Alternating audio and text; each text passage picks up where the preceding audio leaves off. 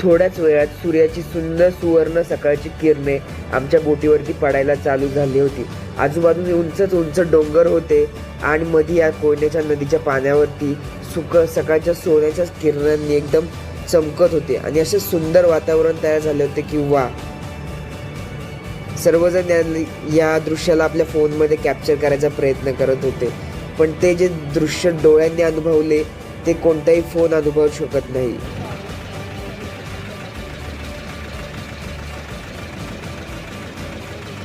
बोटिंगचा सर्व वाटला